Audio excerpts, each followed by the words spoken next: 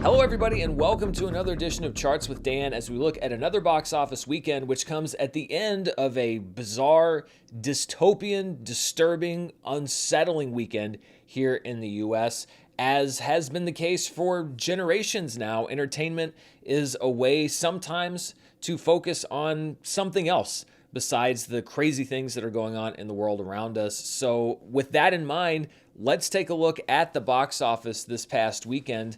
And the top 10 was led by Despicable Me 4, which held up pretty well in its second weekend. A 40.5% drop in weekend number 2 at $44.6 million. It's now over $200 million domestically. Longlegs is one of the box office stories of the summer. It more than doubled expectations to open in second place at $22.6 million. That is impressive for a number of reasons. One of them is that the movie was reportedly made for under $10 million.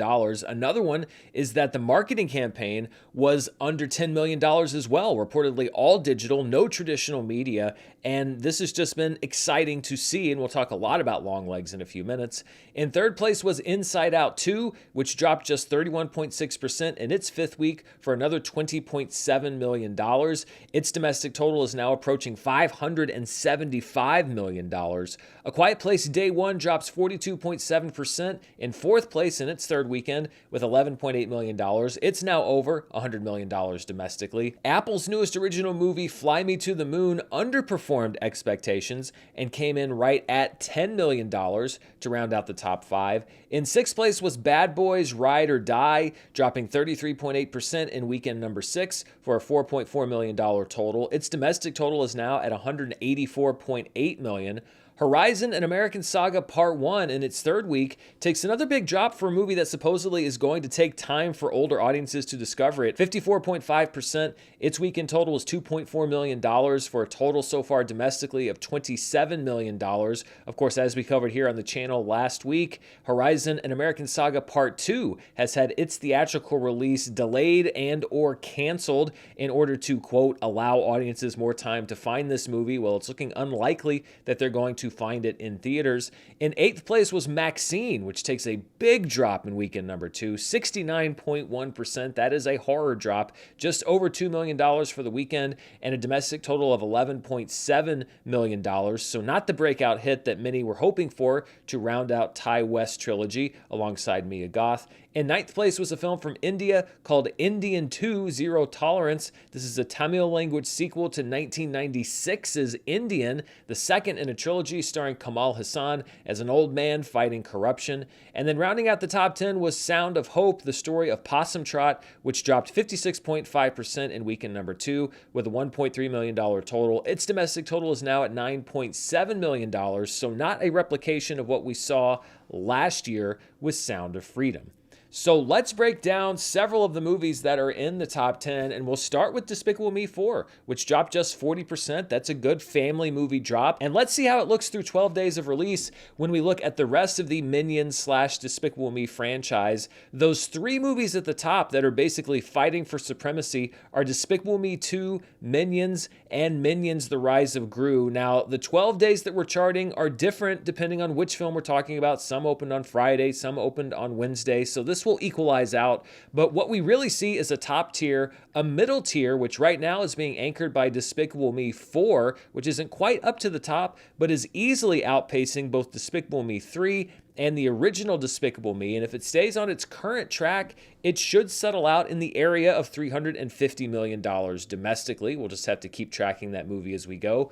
Looking at Illumination as far as total domestic gross, Despicable Me 4 is now up to number 11. It has now bypassed the domestic totals of Hop, Migration, The Secret Life of Pets 2, and Sing 2, and it will soon pass the Lorax, the original Despicable Me 3, Sing, and The Grinch. Really, once it gets to $275 million, then it'll already be up there at number 6, and we'll see if it can crack that top 5 where Minions currently sits at $336 million. So a nice hold for Despicable Me 4. We didn't see a big drop off, and it looks like yet another summer hit for families that want to head to the theaters. But let's talk about Longlegs, which was not a family movie. It was an R-rated movie, it was a horror movie, it was an original movie, and those films sometimes struggle at the box office, but like I mentioned before, Neon, who's distributing the film, did a really good job with the marketing. They really were able to turn an audience out. We'll see how it holds up in the second weekend, because even the comments under my review,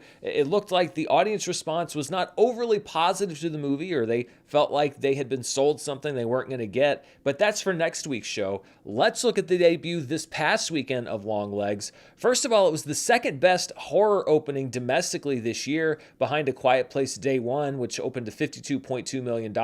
Longlegs is in second place at $22.6 million. That bumps The Strangers Chapter 1 down to number 3, Night Swim down to number 4, and Abigail down to number 5. And when we look at original IP or original movie openings, movies that aren't sequels, prequels, remakes, based on a book, based on historical events, whatever, Longlegs comes in third behind If, which is at number 1 with $33.7 million.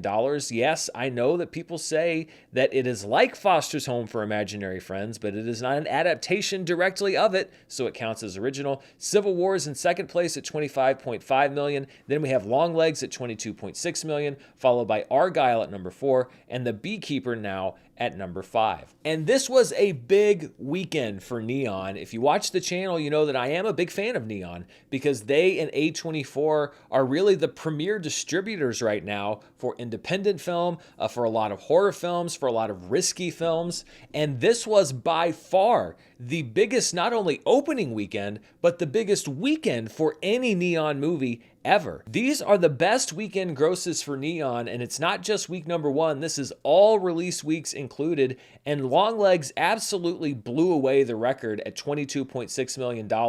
The previous best weekend performance at any point in the release cycle for Neon was the 19th week of Parasite, right around Oscar time back in 2020, at $5.6 million. So a $17 million clearance of the previous record. Immaculate, which came out earlier this year, is now in third place at $5.3 million. That was its opening weekend. Then we have the opening weekend of Ferrari at $3.9 million, and the 6th week of I, Tonya, as it expanded into wider release back in 2018 at $3.3 million.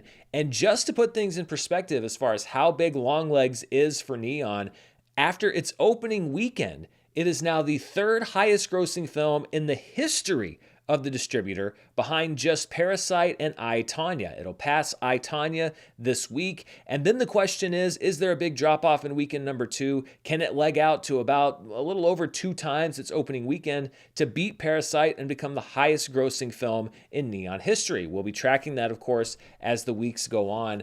But this is really an incredible achievement, because we saw earlier this year that A24 was doing really well with Civil War. But with that movie, there was a big increase in budget from what A24 has traditionally spent on movies. What Neon was able to do with Longlegs was take a movie that cost about the same amount as a lot of other movies they've released in the past, under $10 million, smartly market it, and then basically open it like a mid-budget movie. That's a really, really incredible achievement for their marketing team. They should be getting bonuses, and we'll see how Longlegs does in the weeks ahead. I was a fan of it, although I did agree that the hype for it was just a little bit too much, that people went in, I think a lot of people at least, with their expectations a little too high, because that's what the marketing told them to expect. It is a strange movie. It's not a perfect movie, but it's a movie that I really enjoyed. Turning now to Inside Out 2, it is about $2.5 million away from passing the Super Mario Brothers movie, and unless it just stops dead in its tracks, and there is no indication that it's going to do that, within a week it will have passed Incredibles 2 to become the highest grossing animated film of all time domestically. Again, not including 2019's The Lion King. I've addressed that on the channel, so I'm not going to do it again. That's a judgment call on my part. So if you want to put it at number 2 behind Lion King, you're free to do so. But it will soon pass Incredibles 2 to be number 1 all time. And when we look at how it's stacking up against Incredibles 2, and then also against Barbie, which was the highest grossing film of last summer, we see that Inside Out 2, after 31 days of release, continues to grow its lead over where Incredibles 2 was at this point in its release cycle, but it is still neck and neck with Barbie, which says to me that this movie is still going to settle out somewhere around $650 million. We'll see if it becomes a top 10 all-time hit, but the fact that it is pacing right alongside Barbie is pretty impressive, and just a sign that this is not just a hit movie, this is a phenomenon of sorts. This is just a movie that happened to connect just right with the summer movie audience. I also don't want to lose track of A Quiet Place Day One. This is the franchise tracker for the 3 Quiet Place movies, and you can see that A Quiet Place Day One is right now in third place at $116.2 million. A Quiet Place Part 2 is in second at $160.2 million, and then the first Quiet Place is there at $188 million. If you're looking at it on a day-by-day basis, A Quiet Place Day One is basically right in between the first 2 movies, so if it stays on its current pace, it should close higher than A Quiet Place Part 2, but it just depends on how these legs do in the last 2-3 weeks of its theatrical release. But still, it's right on par and right on pace with the rest of the franchise. And then finally, I wanted to take a look at Fly Me to the Moon, which opened in 5th place. It's the latest Apple original film, and they don't distribute their own movies, so they always team up with a major studio like Paramount, etc., to put the movies actually in theaters. And we've talked a lot of times on the show about how much money Apple spends on their movies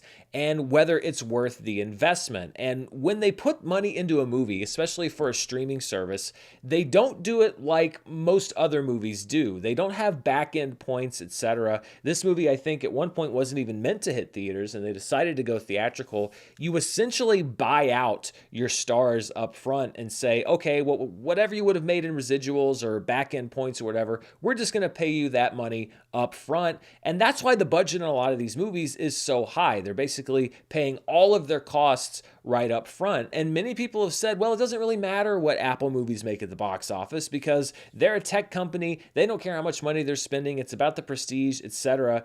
But still, I want you to look at the 4 major movies that Apple has put in theaters, how much they invested in those movies, and what those movies opened at.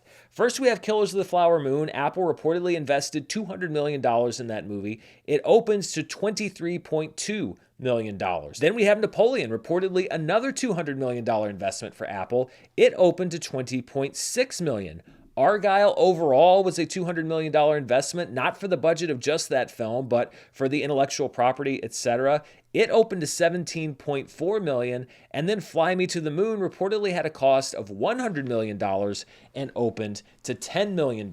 And I will tell you, if this was a traditional movie studio and they'd had $700 million worth of movie that combined hadn't even opened to $100 million total box office, people would be running around like their hair was on fire. But because of the economics of streaming, everybody always assumes that Apple just has this formula that nobody really understands. I'm going to keep saying what I've been saying from the beginning, which is that I understand they're going for prestige. I understand that the economic model is different, but Apple is going to have to rethink how they finance their films because I don't see how this is economically feasible to continue doing at this scale, particularly because Argylle and Fly Me to the Moon are not prestige films. That was the argument made with Killers of the Flower Moon and Napoleon. Well, if they spend that much money, it's to get the Academy Award nominations. That'll drive people to the streaming service. They want Apple's name attached to those movies. We don't have that with those last 2 films. And because we look at the streaming ratings and the Nielsen ratings on this show,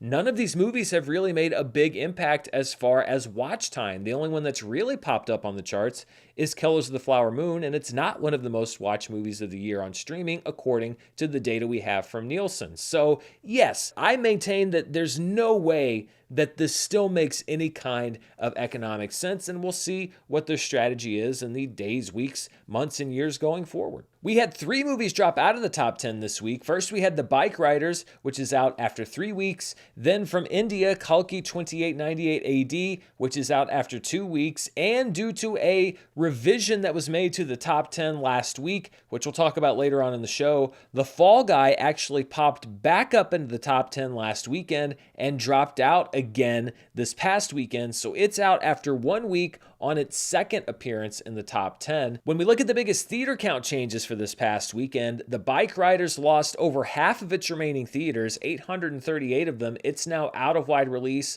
in 724 theaters. Horizon and American Saga Chapter 1 lost 747 theaters, so if people are discovering that movie, it's harder to discover. It's still in 2,587 theaters. I'm going to be looking for some more drops in the week to come. The Garfield movie dropped 400 491 theaters. It's now in only 214 nationwide. Kill, as I predicted last week and in my review for the movie, it's a movie that I really liked, really only got a 1-week shot in most of its theaters. It lost 528 of them. It's now only in 300. If it's playing near you, I still recommend it because whatever theaters it has left, it's probably going to lose most of them this upcoming weekend. And then Bad Boys Ride or Die drops 444 theaters, but it's still in 2,200, which isn't too shabby for a movie that has been out for 6 weeks. Looking at what I call the box office road to recovery, the blue line is the box office weekend average for the years 2015 to 2019. The red line is the weekend average for 2021 to 2023. And the dotted black line is every weekend this year. And we're pretty much moving for the last 2 weekends in lockstep with what we have been doing since theaters reopened. We are not near where we were, nor have we really been, except for 1 or 2 weekends this year before the pandemic. The highest grossing film for the 2021 to 2023 window was Black Widow, which was released on this weekend 3 years ago, and probably the biggest release after theaters closed. It opened to around $80 million.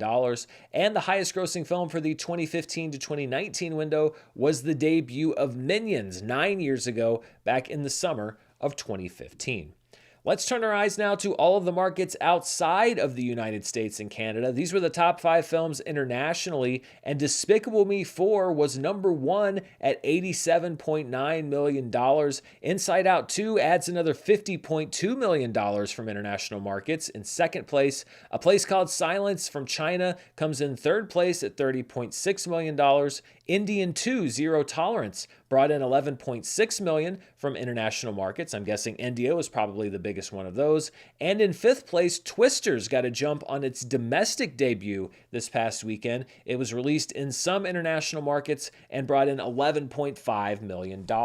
When you take those international numbers, you combine them with the domestic numbers, we get our top 5 movies worldwide, and Despicable Me 4 ruled the day at $132.6 million. It only dropped 10.4% from last weekend worldwide. That's because it rolled out in some new markets this past weekend, so it saw a bump in income that it didn't see domestically. Inside Out 2 continues to hold well. It dropped just 34.5%, brought in another 70.9% worldwide for this past weekend. A Place Called Silence dropped 21.6% in the Chinese market for that $30.6 million total. That's pretty impressive because movies often drop very quickly in China.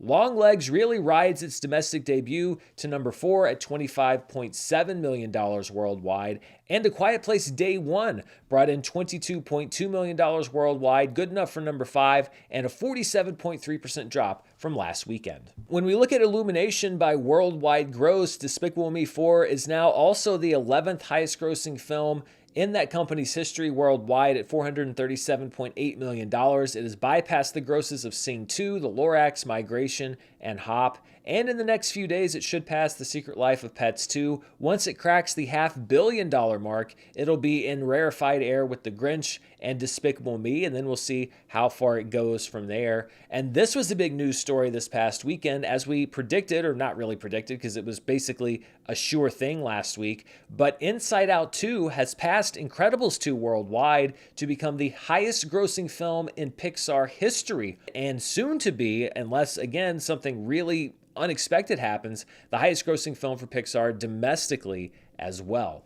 Looking at the top 10 highest grossing animated films of all time worldwide, Inside Out 2 has now climbed to number 3. This past week, it passed both Incredibles 2 and the first Frozen movie, and it's only about $11 million from passing the Super Mario Bros. Movie for number 2 on this list, and about $103 million from passing Frozen 2 for number 1. I would put my money on it being able to do that. It's just another $100 million from every global market. It's still playing well domestically. I think it still has a couple places to roll out internationally. So within, I'd say 2 to 3 weeks, we will probably have a new highest grossing animated film of all time worldwide. Inside Out 2 just keeps rewriting the history books, which is pretty impressive considering that nobody really saw this coming. So before we move ahead to keep talking about this past weekend, I want to loop back and correct and revise a couple of things from last weekend that changed once the final numbers came in. And the first one concerns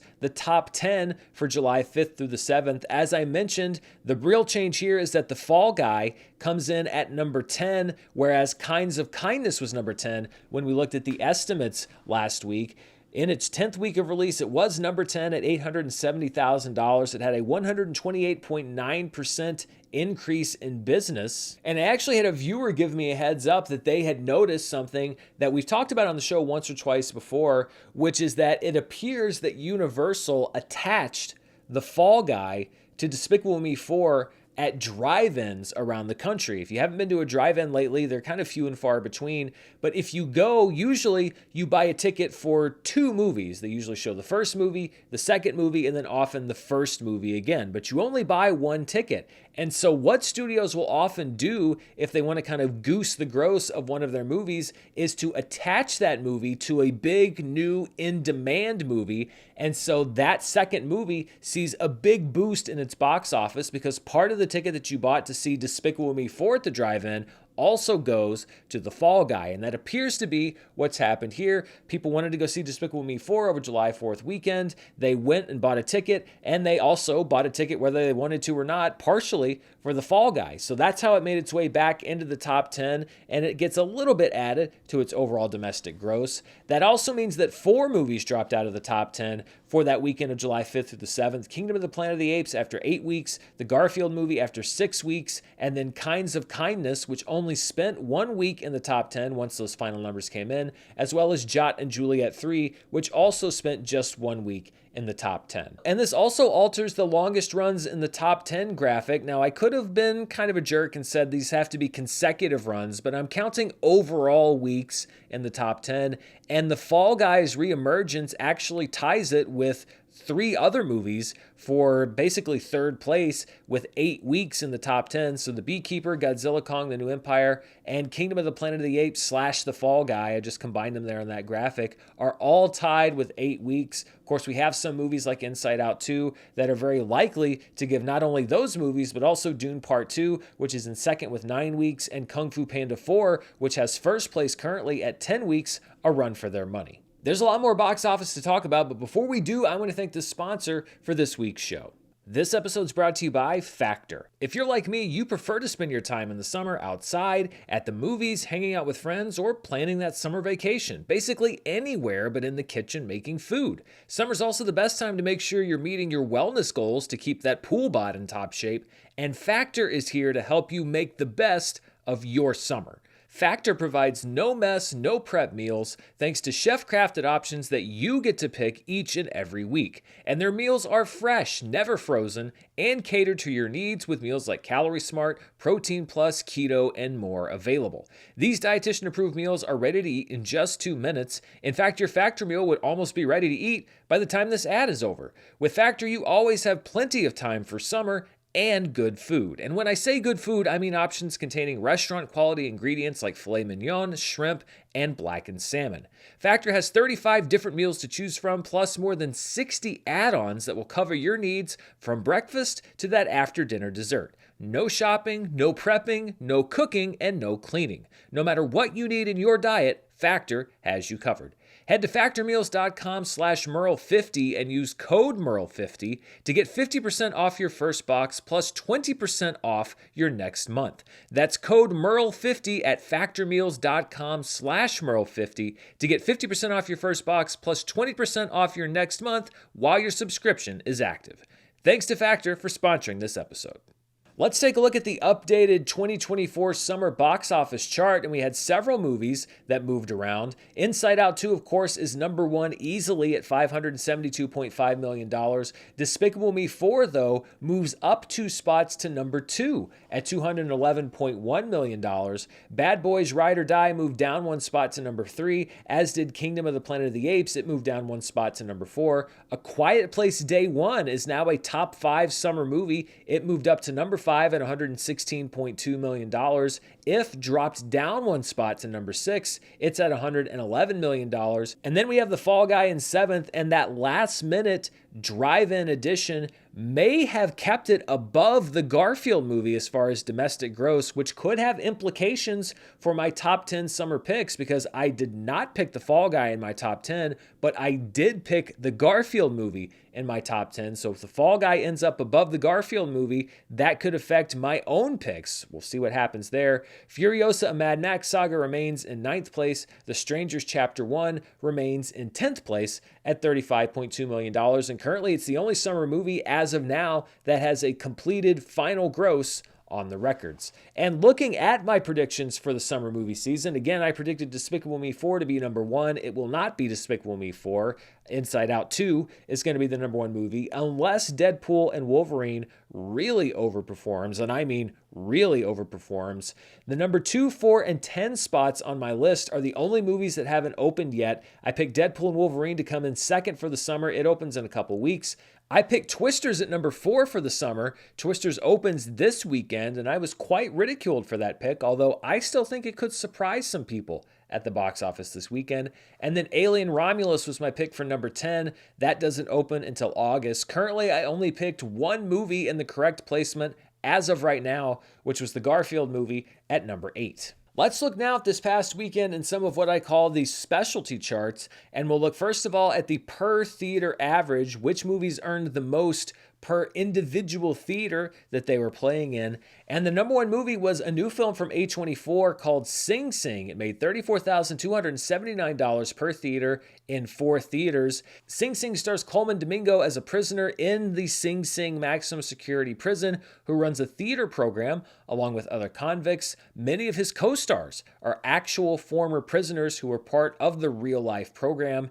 In second place was a documentary called Eno about the English musician and really kind of bon vivant Brian Eno. And I was reading apparently a random algorithm remixes the movie every time it's shown, meaning that you're unlikely to ever see the exact same version of this movie twice. That's kind of interesting.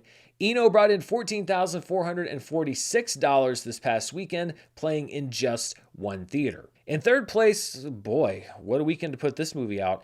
It's a documentary called America's Burning. It's about the fragile American economy and the divide between the wealthy and the not wealthy. But again, the timing there, not great. In fourth place is an indie film called National Anthem. It's the feature debut from director and co-writer Luke Guilford about a young man who joins a queer rodeo. The film stars Charlie Plummer and made $10,600 per theater in 4 theaters. And in fifth place was Despicable Me 4, which brought in $10,035 in each of its 4,449 theaters. Looking at the limited release films, these are movies playing in 1,000 theaters or fewer. At number 1 is Touch, the latest film from director Baltasar Kormákur, his first movie since 2022's lion thriller Beast. It's about a man trying to find his long-lost love before the COVID lockdowns take effect back in 2020. $470,000 playing in 470 theaters.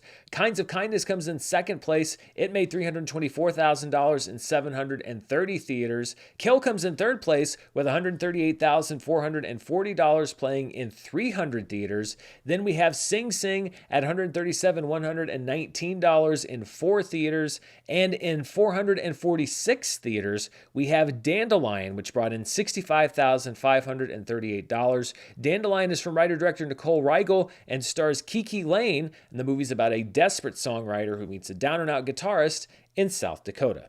Looking now at the 2024 annual domestic box office, Inside Out 2 is number 1, followed by Dune Part 2 in second place. Despicable Me 4 jumps up 4 positions from last week to become just the 3rd movie this year to break the $200 million barrier. It's at $211.1 million. Then we have Godzilla Kong: The New Empire at number 4, Kung Fu Panda 4 at number 5, Bad Boys Ride or Die dropping 1 spot to number 6, Kingdom of the Planet of the Apes dropping 1 spot to number 7. A Quiet Place Day 1 is now a top 10 movie on the annual box office list at $116.2 million. It bumps Ghostbusters Frozen Empire down to number 9 and If down to number 10. Bob Marley One Love, which has been on this list since February, is now out of the annual domestic top 10, and all 10 movies are now over $100 million. Looking at the 2024 worldwide box office, Inside Out 2 is, of course, the only movie this year that's cracked the $1 billion barrier. It's now at $1.35 billion, followed by Dune Part 2 at $711.8 million. Godzilla Kong the New Empire is in third. Kung Fu Panda 4 is in fourth. YOLO, a Chinese film, remains in fifth place, followed by Pegasus 2. But moving rapidly up the chart, and it should be in the top 5 by next week, is Despicable Me 4 at $437.8 million. It's currently the seventh highest grossing film of the year worldwide. Kingdom of the Planet of the Apes is bumped down to 8th. Bad Boys Ride or Die is bumped down to 9th. Article 20, another film from China, is bumped down to number 10. And Boonie Bear's Time Twist, a Chinese animated film, is off the list.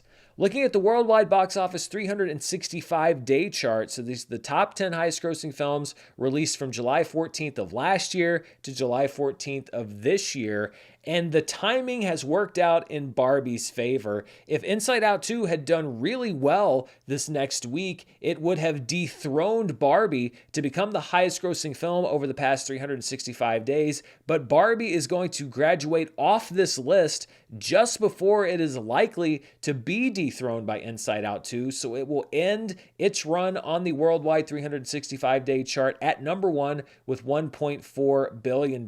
Inside Out 2 is in second. Oppenheimer will also rotate off this chart next week. Remember, they open the same day, so we're going to have number 1 and number 3 rotating off the chart next week. Dune Part 2 is in 4th. Wonka is in 5th. Godzilla Kong the New Empire is in 6th. Kung Fu Panda moves up 1 spot to number 7 because Mission Impossible Dead Reckoning has rotated off the chart. It's completed its 365-day stay on this chart, so everything underneath it basically moves up 1 spot, and Pegasus 2 returns to the chart because it's the next highest grossing film after Dead Reckoning is rotated off, but it's basically just keeping that spot warm for Despicable Me 4, which will be on this chart next week. Before we wrap up the box office section of the show, I want to look at a weekend in box office history, and we're going to go back 30 years to the weekend of July 15th to the 17th, 1994. And if you ever wanted to do a quintuple feature, these would be pretty good movies to watch all in a row.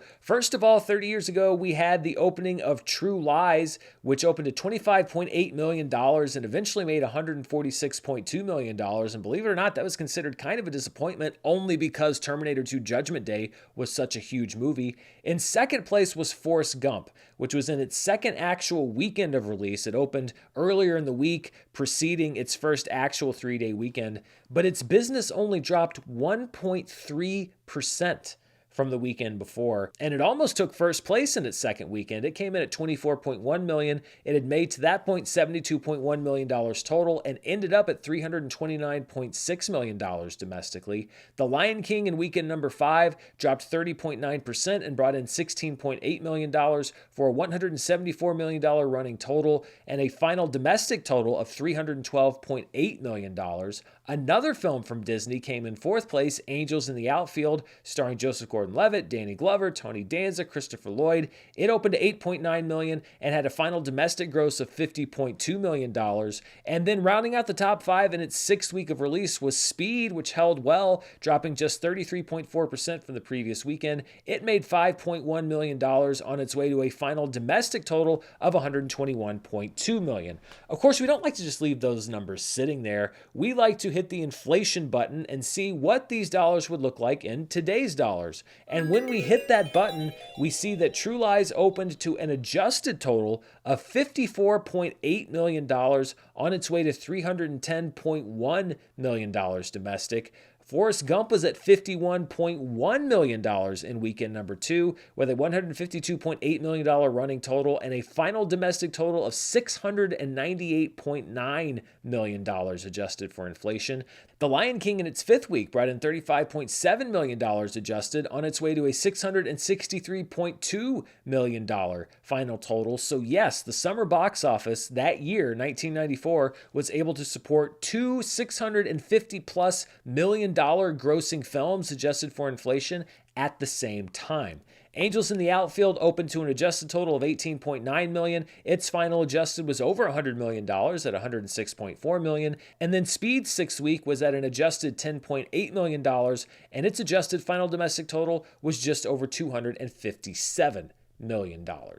So that does it for the box office charts, but let's turn now to the streaming charts. If you didn't see the show last week, I am reincorporating streaming back onto this show so that you get all of your charts in one place. And let's go back to the last week of data we have from Netflix, which saw the debut of Beverly Hills Cop Axel F. This is the week of July 1st through the 7th, so it encompasses basically the entire July 4th weekend.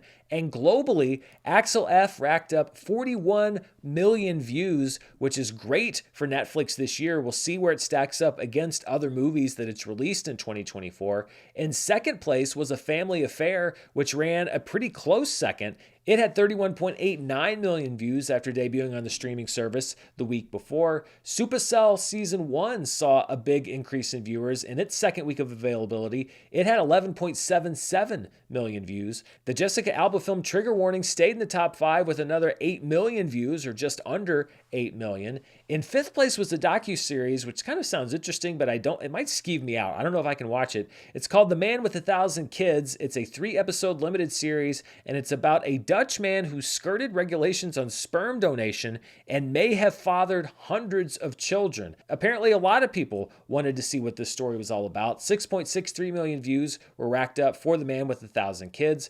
Worst Roommate Ever Season 2 stays in the top 10 with another 5.39 million views. And then we have a couple of non-Netflix original movies. Paw Patrol the movie is in 7th place at 5.2 million. Then we had Warcraft. I don't know why 4.15 million people decided to put themselves through the ordeal of watching Warcraft, but they did for some reason. In 9th place was Tear This Heart Out, which is a 2008 movie from Spain about a woman married to a high-ranking politician and her struggles with their marriage. It racked up nearly 4 million views. And then in 10th place was Bridgerton Season 3, which has been a juggernaut. It racked up another 4 million views for the entire season, and probably its last week in the top 10. And I mentioned that we'd look at just how well Axel F did for Netflix. It actually had the highest viewership of any original Netflix movie that they've released this year, 41.05 million views. That puts it at number 1, just above Under Paris at 40.9 million views. Again, I saw that movie. I don't exactly get why people loved it so much, but it was obviously a very popular movie. Then we had Damsel, which debuted to 35.35 million views. Lift back in January, starring Kevin Hart, which debuted to 32.8 million views. And Atlas, starring Jennifer Lopez, at 28.1 million views. I was very upset that Axel F did not have a theatrical release, or at least not a wide theatrical release, because I thought that it would have done well in theaters. But I'm sure Netflix is also happy because they have a huge streaming hit movie, and I'll be anxious tomorrow when the next batch of Netflix numbers drops to see how Axel F did in its first full week of availability on the streaming service. Let's take a look at the 10 most watched Netflix movies of 2024. This is all views globally since January 1st of this year. Damsel has the top spot at 138 million views, followed by Lift at 98.93 million views, and Society of the Snow at 98.52 million views. Then we have Under Paris at 88.2 million views, and Atlas at 72.5 million views. Mother of the Bride is in 6th place. Trigger Warning moves up 1 spot to number 7. It's now cracked the 60 million view mark. A Family Affair debuts on the list at number 8 at 58.68 million views. Irish Wish is down to number 9 at 55.52 million views. And Woody Woodpecker Goes to Camp is now at number 10 with 48.6 million. Dropping out of the top 10 with A Family Affair breaking in at number 8 is The Tearsmith. So shed a tear for The Tearsmith. It's no longer one of the 10 most watched Netflix movies of the year. And when we look at the 10 most watched programs on Netflix, this is movie, series, limited series, whatever. Again, this is globally since January 1st. Damsel, Lift, and Society of the Snow, a trio of movies, remain at numbers 1, 2, and 3. Fool Me Once is at number 4 at 98.16 million views, but it will soon be passed by Bridgerton Season 3, which is at 95.82 million views. Under Paris moves up 1 spot to become the 6th most watched Netflix program of the year. That bumps Baby Reindeer down to number 7 with 86.87 million views. Atlas, Mother of the Bride, and The Gentleman Season 1 round out the top 10.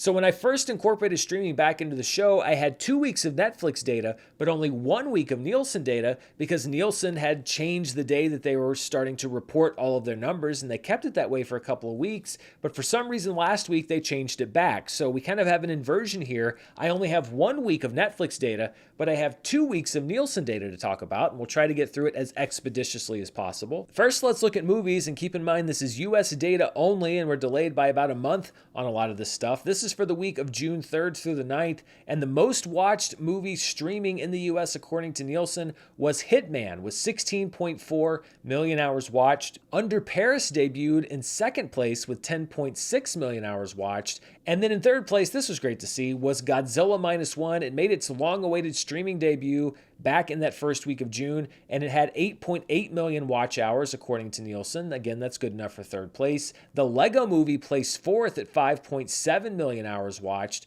Then we had Inside Out. This was right around the time Inside Out 2 was released in theaters, so a lot of people revisiting that original film on Disney+. It had 4.7 million hours watched. Moana came in sixth place because, of course, it's always there, followed by Atlas at number 7. Then we had Home returning to the charts on Netflix at 4.1 million hours watched. 300 Rise of an Empire in ninth place at 3.65 million hours watched. And then returning to the charts streaming on Max was Dune Part 2 with 3.6 million hours watched. Those first weeks of the month always has some kind of random movies because that's when new movies get added to these streaming services, and that's why you see things like the Lego Movie and 300 Rise of an Empire all of a sudden popping up on the streaming charts. Looking at the week of June 10th through the 16th, Hitman remained the most watched movie in the US at 17.7 million hours watched. Inside Out had a surge of viewership all the way up to number 2, and that's because of that residual effect from Inside Out 2 at 10.2 million hours watched. Under Paris dropped down 1 spot to number 3. Wonder debuted on the chart at number 4 with 7.1 million hours watched over on Netflix. Then we had Home on Disney+. Bratz debuting on the charts. That's a movie streaming on Hulu at just over 4 million hours watched. Moana stays in the top 10 at number 7. The Super Mario Brothers movie, which has been on and off this chart all year, it is a massive hit on streaming, is at number 8 with 3.5 million hours watched on Netflix. Also on Netflix was the debut of Ultraman Rising. It brought in 3.1 million hours watched. And then the Lego Movie stays around at number 10 with 2.9 million hours watched. And when we look at the most watched streaming movies in the US,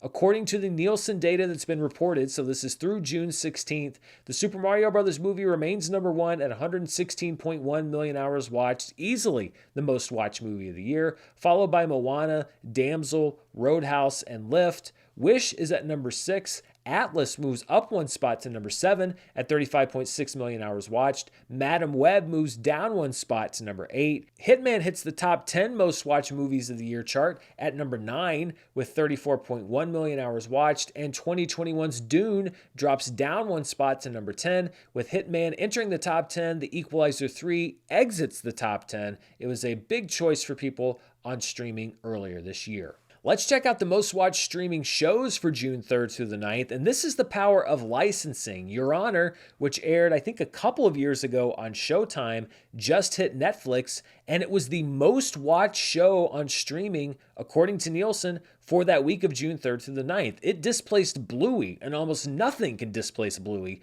25.4 million hours watched. That puts Bluey down to number 2 at 19 million hours watched. Grey's Anatomy gets dropped down to number 3 at 18.3 million hours. The Netflix limited series Eric debuts on the chart at number 4 with 15.4 million hours watched, followed by the newest season of Heartland, which has been around for a while. It comes in just underneath Eric for that number 5 finish. Sweet Tooth, which debuted a new season on Netflix, comes in 6th place at 14.5 million hours watched, followed by NCIS, Bridgerton, Young Sheldon, and then Criminal Minds, which is a perennial favorite at 12.6 million hours watched. When we look at the reported data as far as watch time per available episode, though, it tells a much different story. The Acolyte, the newest Star Wars show, is at number 1 on this list. There were only 2 episodes available, which is why it's hard for it to break into the overall most watched streaming show because that's all about cumulative watch time.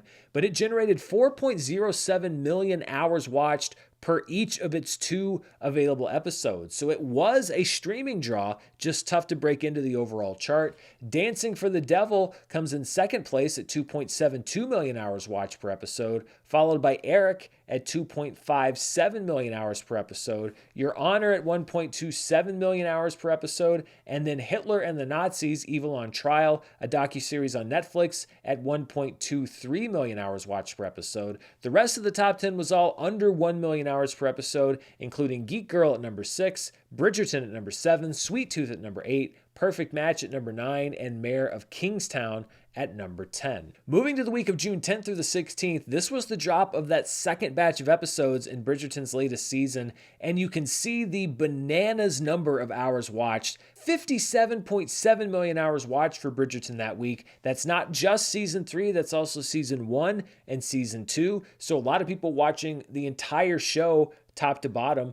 Your Honor comes in second place at 31.5 million hours watched. That would easily be number 1 in any other week. And then we had The Boys, which made its return to Amazon. It brought in 19.9 million hours watched. And again, it's not just the premiere of the new episodes, it was also people that were going back and watching previous seasons. Bluey has a rare number 4 finish with 19.2 million hours watched total, followed by Grey's Anatomy at 16.9 million hours watched, Sweet Tooth at 6th place, NCIS in 7th place. Bob's Burgers returns to the top 10 at number 8 with 14.3 million total hours watched, followed by Perfect Match on Netflix and Criminal Minds in 10th place at 13.3 million hours.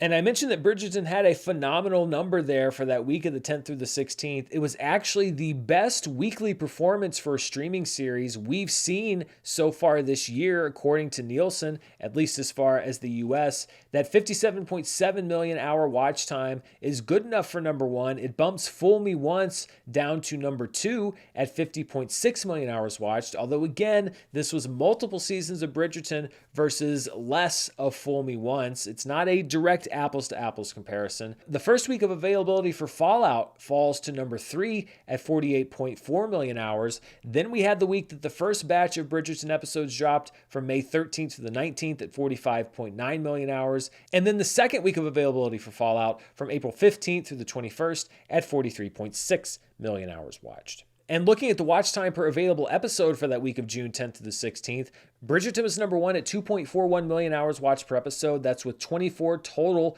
episodes of the show available. But The Acolyte's still holding its own 2 million hours of watch time per episode for its 3 available episodes at that time. Your Honor comes in third place. House of the Dragon, which returned with just 1 episode this week on the chart, comes in at 1.12 million hours of watch time per episode. And I expect that to go up as more episodes drop and we get those numbers from week to week. Eric comes in 5th place. Hitler and the Nazis, Evil on Trial goes down to number 6. Sweet Tooth is at number 7. The Boys hits at number 8. Perfect Match is at number 9. And Mayor of Kingstown remains at number 10. And now that we have some viewing data for The Acolyte, I wanted to take a quick look at how it is stacking up against other live action Star Wars series on Disney+.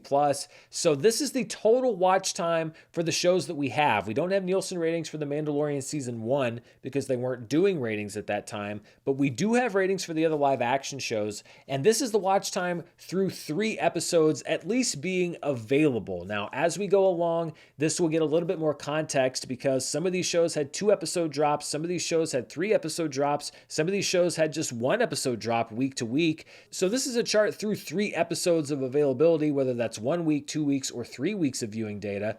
The Mandalorian Season 2 through 3 episodes had 47 million hours of watch time. Season 3 also had 47 million hours of watch time. The Book of Boba Fett through 3 episodes of availability had 23 million hours of watch time. Obi-Wan Kenobi was at 33 million hours of watch time through 3 episodes. I believe that had a 2 episode drop in its first week and then a 3rd episode the next week. Andor is at the bottom right now because its first 3 episodes actually all dropped at once. So it's a much shorter window for it to rack up viewership time. We'll see how it equalizes out over the weeks ahead. Ahsoka had a 2 episode drop followed by a 3rd episode and had 21.9 million hours of watch time. And that's probably the closest we can get to comparison with The Acolyte because it did the same thing. A 2 episode drop followed by a 3rd episode the next week, and it had 14.3 million hours. So with a similar release release structure, The Acolyte pulled in about 2/3 of the audience of Ahsoka, which was a drop from the highs of shows like Obi-Wan Kenobi and The Mandalorian anyway. So through the next weeks ahead, we'll see how The Acolyte does with viewership. I know a lot of people will say, well, everybody hates The Acolyte, so nobody's going to watch it. But given the volume of reaction videos, and even if they hate the show, people that are obviously watching the show out there that I see, there's no such thing as ironic viewing. Nielsen doesn't have two sets of numbers, one for people that like the show and one for people that don't like the show. So I wonder, in a weird way, if the backlash against The Acolyte is driving viewership data higher. That's something we're not going to know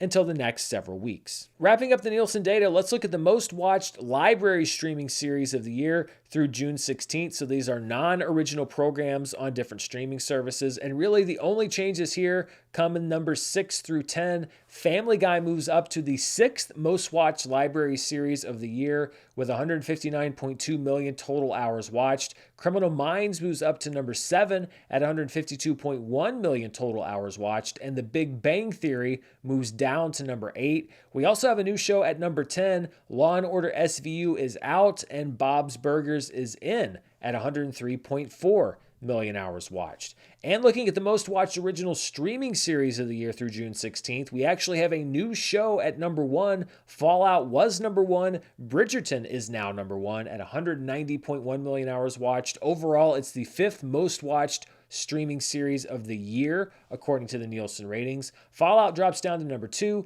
Love is Blind drops down to number 3. And Fool Me Once drops down to number 4. Avatar: The Last Airbender is still rounding out the top 5, followed by The Gentleman, Reacher, Three Body Problem, and Griselda. Evil is now the most watched original streaming series on this list, and that's because that show is now a streaming exclusive. So it's at number 10 at 71.6 million hours watched, which bumps Shogun, which I think is going to dominate the upcoming Emmy nominations, out of the top 10. So those are your box office and streaming charts for this past week. Let's take a look at the week ahead and what's going to be hitting theaters and the various streaming services. First of all, on Tuesday on Disney Plus, we will be getting the finale of Star Wars: The Acolyte, and I'll also have my review of those final 2 episodes right here on the channel. Then on Wednesday on Amazon Prime Video, there's a sequel to the film My Spy, which is one of the first movies that had its theatrical release canceled back in 2020 due to the pandemic. The sequel is called My Spy: The Eternal City, and you can see it on Wednesday.